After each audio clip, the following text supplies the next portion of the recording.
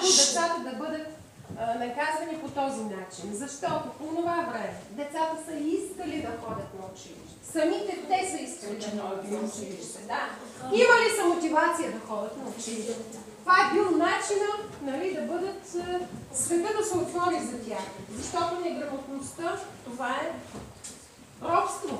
Един вид робство. Това е другото робство. Не физическото, другото, духовното робство. Сега, другите по-леки наказания, но за мен те са по-тежките. Това са ето тези черни кавалери. Едни табели, на които пише смутител, невнимателен, неприлежен, лъжец, крадец, бледословец, безчинен, непослушен.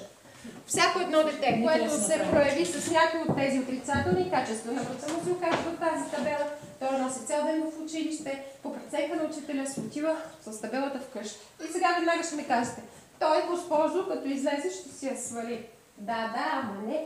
И ще ви кажа защо. Защото никой не е смел да не спази заръката на учителя. Защото по това време не е имало Фейсбук, не е имало мобилни телефони, но е имало едно средство за разпространяване на информация, което съществува, откакто съществува човешката реч, и то се нарича клюка. Така че клюката вече е стигнала до бащата на хубавеца, който е бил награден с черния кавалер, и ако той си позволи да я свали, да свали тази табела, а не да мине през целия град с нея и си отиде вкъщи без табелата на врата, двойна порция боя да от баща си. Първо, защото е допуснал да бъде възнаграден, кавички, с някои от тези табелки, и второ, защото си е позволил да свали тази табела без разрешението на баща му или на учителя.